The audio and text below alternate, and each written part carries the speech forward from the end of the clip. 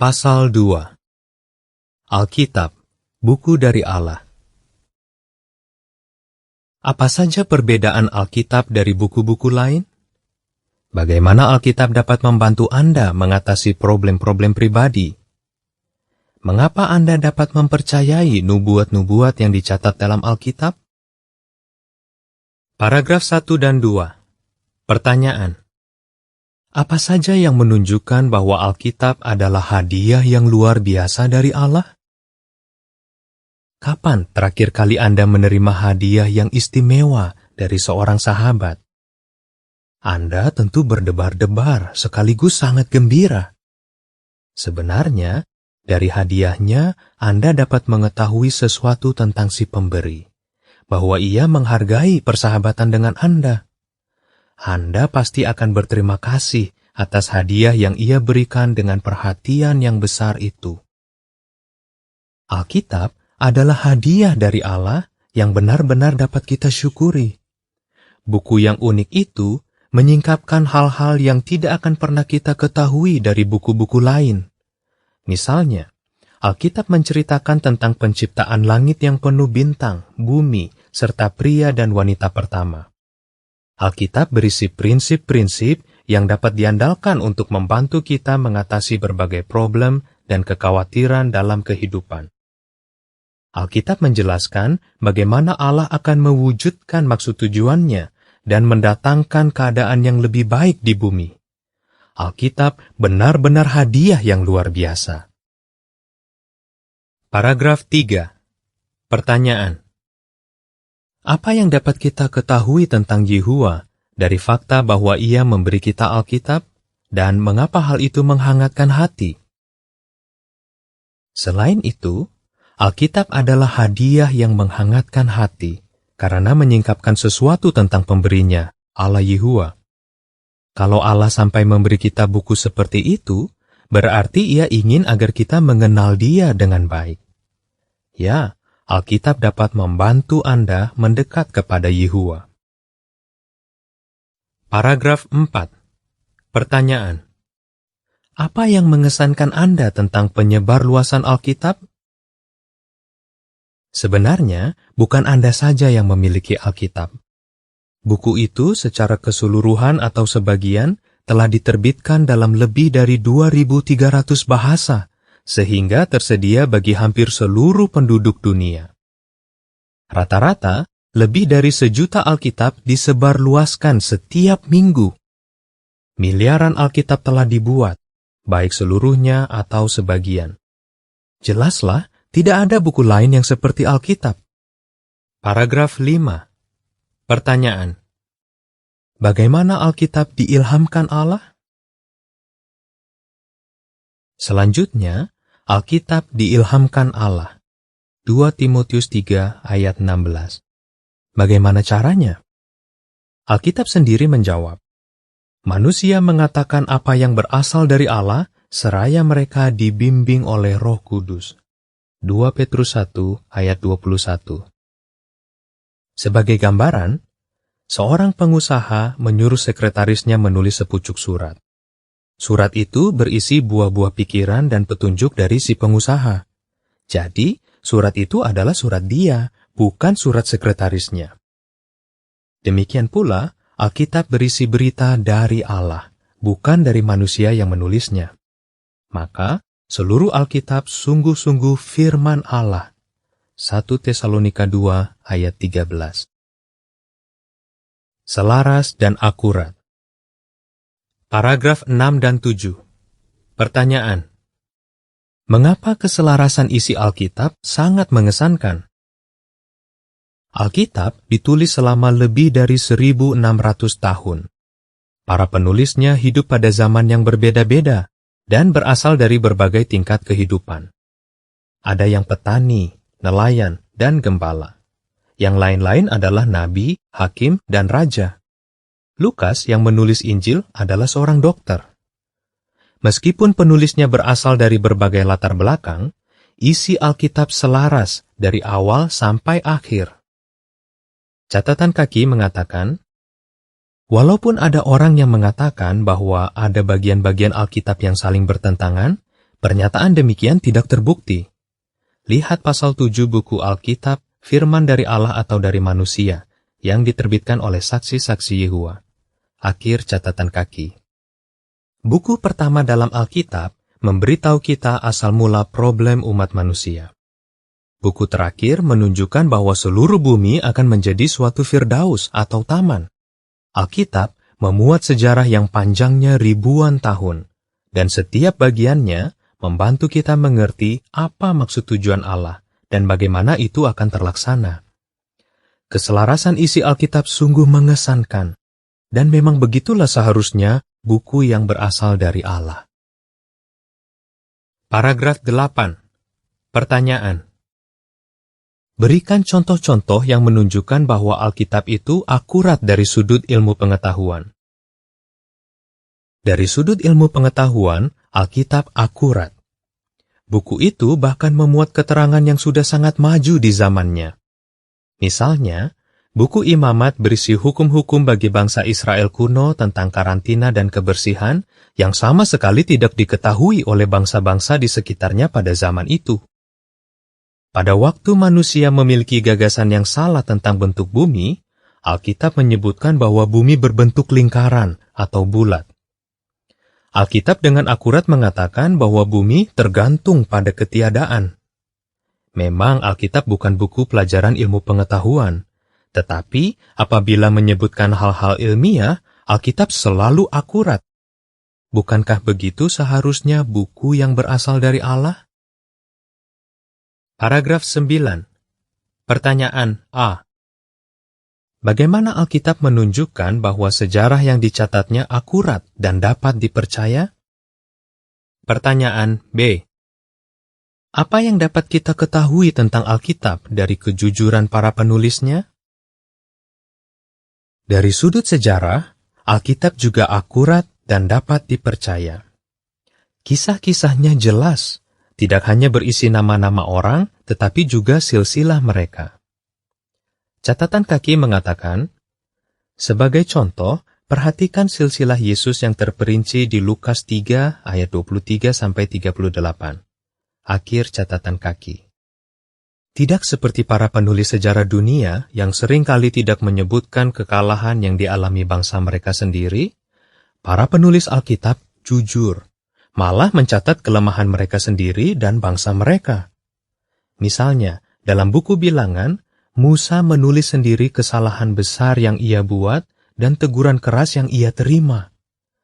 Kejujuran seperti itu jarang ada dalam catatan sejarah lain, tetapi ada dalam Alkitab, karena buku ini berasal dari Allah. Buku dengan hikmat yang bermanfaat. Paragraf 10. Pertanyaan. Mengapa kita tidak perlu heran bahwa Alkitab tidak hanya berisi teori? Karena diilhamkan Allah, Alkitab bermanfaat untuk mengajar, untuk menegur, untuk meluruskan perkara-perkara. 2 Timotius 3 ayat 16. Ya, Alkitab tidak hanya berisi teori. Isinya menunjukkan pemahaman yang dalam tentang sifat manusia. Hal itu tidak mengherankan, karena pengarangnya Allah Yehova adalah Sang Pencipta. Ia lebih memahami cara berpikir dan perasaan kita daripada kita sendiri. Selain itu, Yehova tahu apa yang kita butuhkan agar bahagia. Ia juga tahu tindakan apa saja yang harus kita hindari. Paragraf 11 dan 12. Pertanyaan A. Topik-topik apa yang Yesus bahas dalam khotbah di gunung? Pertanyaan B. Hal-hal berguna apa lagi yang Alkitab bahas, dan mengapa nasihatnya bermanfaat sepanjang masa? Coba perhatikan ceramah Yesus yang disebut khotbah di gunung, yang dicatat di Matius pasal 5-7. Topik-topik pelajaran yang ia sampaikan sangat unggul, termasuk cara mendapatkan kebahagiaan sejati, cara menyelesaikan pertengkaran, cara berdoa, dan cara memiliki pandangan yang patut terhadap harta benda. Kata-kata Yesus masih tetap ampuh dan berguna untuk zaman kita. Beberapa prinsip Alkitab membahas tentang kehidupan keluarga, kebiasaan kerja, dan hubungan dengan orang lain. Semua prinsip Alkitab berlaku untuk semua orang, dan nasihatnya selalu bermanfaat. Hikmat yang terdapat dalam Alkitab dinyatakan secara ringkas oleh Allah kepada Nabi Yesaya. Aku Yehua adalah Allahmu, pribadi yang mengajarkan hal-hal yang bermanfaat bagimu. Yesaya 48 ayat 17. Buku Nubuat. Paragraf 13. Pertanyaan. Yehua mengilhami Nabi Yesaya untuk mencatat perincian apa tentang Babylon? Alkitab berisi sejumlah nubuat yang banyak di antaranya sudah digenapi. Mari kita lihat contohnya. Melalui Nabi Yesaya yang hidup pada abad ke-8 sebelum Masehi, Yehua menubuatkan bahwa kota Babylon akan dibinasakan. Bagaimana persisnya kota itu akan ditaklukkan, disebutkan secara terperinci. Pasukan penyerbu akan mengeringkan sungai di Babylon dan memasuki kota itu tanpa mendapat perlawanan. Bukan itu saja, nubuat Yesaya bahkan menyebutkan nama raja yang akan menaklukkan Babylon, yaitu Kores. Paragraf 14 dan 15. Pertanyaan. Bagaimana beberapa perincian dalam nubuat Yesaya tentang Babylon digenapi? Sekitar 200 tahun kemudian, pada malam tanggal 5 dan 6 Oktober 539 sebelum Masehi, sepasukan tentara berkemah di dekat Babylon. Siapakah panglimanya? Seorang raja Persia yang bernama Kores. Maka, suatu nubuat yang menakjubkan siap untuk digenapi. Namun, apakah pasukan Kores akan menyerang Babylon tanpa mendapat perlawanan, seperti yang telah dinubuatkan? Pada malam itu, orang-orang Babilonia sedang mengadakan pesta dan merasa aman di balik tembok kota mereka yang kokoh. Sementara itu, Kores dengan sigap memindahkan aliran air sungai yang melintasi kota. Tak lama kemudian, airnya menjadi cukup dangkal, sehingga anak buahnya dapat berjalan di dasar sungai dan mendekati tembok kota. Tetapi, bagaimana cara mereka menerobos tembok Babylon? Entah mengapa, pada malam itu, gerbang-gerbang kota dibiarkan terbuka begitu saja. Paragraf 16. Pertanyaan A. Apa yang Yesaya nubuatkan tentang akhir Babylon? Pertanyaan B. Bagaimana nubuat Yesaya tentang hancurnya Babylon tergenap? Mengenai Babylon telah dinubuatkan, ia tidak akan pernah didiami, juga tidak akan ada lagi dari generasi ke generasi. Orang Arab tidak akan mendirikan kemahnya di sana, dan para gembala tidak akan membiarkan kambing dombanya berbaring di sana. Yesaya 13 ayat 20. Nubuat itu tidak hanya meramalkan kejatuhan sebuah kota, tetapi juga menunjukkan bahwa Babylon akan hancur untuk selama-lamanya. Anda dapat menyaksikan sendiri bukti bahwa kata-kata itu tergenap. Bekas kota Babylon kuno yang sudah tidak berpenghuni, kira-kira 80 km di sebelah selatan Baghdad, Irak, adalah bukti bahwa apa yang Yehua katakan melalui Yesaya telah tergenap. Aku akan menyapu dia dengan sapu pemusnahan. Yesaya 14 ayat 22 dan 23.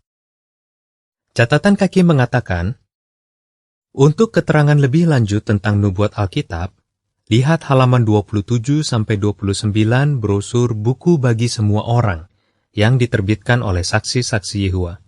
Akhir catatan kaki. Paragraf 17. Pertanyaan. Bagaimana penggenapan nubuat Alkitab menguatkan iman kita?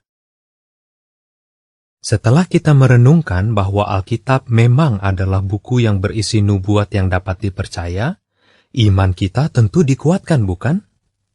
Sebenarnya, jika Allah Yehua telah menepati janji-janjinya di masa lampau, kita mempunyai alasan yang kuat untuk yakin bahwa Ia juga akan menepati janjinya bahwa bumi ini akan menjadi Firdaus. Ya, kita memiliki harapan kehidupan abadi yang sebelum zaman yang telah lama berlalu telah dijanjikan oleh Allah yang tidak dapat berdusta. Titus 1 ayat 2. Catatan kaki mengatakan, kebinasaan Babylon hanya satu contoh tentang nubuat Alkitab yang tergenap. Contoh lainnya ialah kebinasaan Tirus dan Niniwe. Selain itu, Daniel menubuatkan pergantian kerajaan-kerajaan dunia yang akan berkuasa setelah Babylon, antara lain Media Persia dan Yunani. Lihat apendiks halaman 199 sampai 201 dari edisi tercetak untuk pembahasan tentang banyak nubuat mengenai Mesias yang digenapi dalam diri Yesus Kristus. Akhir catatan kaki. Firman Allah itu hidup. Paragraf 18. Pertanyaan: apa yang secara tandas dinyatakan oleh Rasul Kristen Paulus tentang firman Allah? Dari apa yang telah kita bahas dalam pasal ini, jelaslah bahwa Alkitab benar-benar buku yang unik. Namun, yang membuatnya jauh lebih berharga tidak hanya keselarasan isinya, keakuratannya dari sudut ilmiah dan sejarah, hikmatnya yang berguna, dan nubuatnya yang dapat dipercaya. Rasul Kristen Paulus menulis, firman Allah itu hidup dan mengerahkan kuasa, dan lebih tajam daripada pedang bermata dua manapun, dan menusuk bahkan sampai memisahkan jiwa dan roh, serta sendi dan sumsumnya, dan dapat menilai pikiran dan niat hati. Ibrani 4 ayat 12. Paragraf 19 dan 20. Pertanyaan A. Bagaimana Alkitab dapat membantu Anda memeriksa diri? Pertanyaan B. Bagaimana Anda dapat menunjukkan bahwa Anda mensyukuri Alkitab sebagai hadiah yang unik dari Allah? Membaca firman atau berita dari Allah dalam Alkitab dapat mengubah kehidupan kita. Hal itu dapat membantu kita memeriksa diri dengan lebih baik lagi. Bisa jadi kita mengaku mengasihi Allah, tetapi cara kita menanggapi apa yang diajarkan oleh firman-Nya yang terilham, Alkitab, akan menyingkapkan jalan pikiran dan bahkan niat hati kita yang sesungguhnya. Alkitab benar-benar buku dari Allah yang harus dibaca, dipelajari, dan digemari. Tunjukkan bahwa Anda mensyukuri hadiah dari Allah ini dengan terus memeriksa isinya. Apabila Anda melakukan hal itu, Anda akan memiliki pemahaman yang dalam tentang maksud tujuan Allah bagi umat manusia. Apa maksud tujuannya dan bagaimana itu akan diwujudkan akan dibahas dalam pasal berikutnya. Apa yang Alkitab ajarkan? Alkitab diilhamkan Allah sehingga akurat dan dapat dipercaya. 2 Timotius 3 ayat 16. Informasi yang terdapat dalam firman Allah berguna untuk kehidupan sehari-hari. Yesaya 48 ayat 17. Janji-janji Allah dalam Alkitab pasti akan digenapi. Bilangan 23 ayat 19.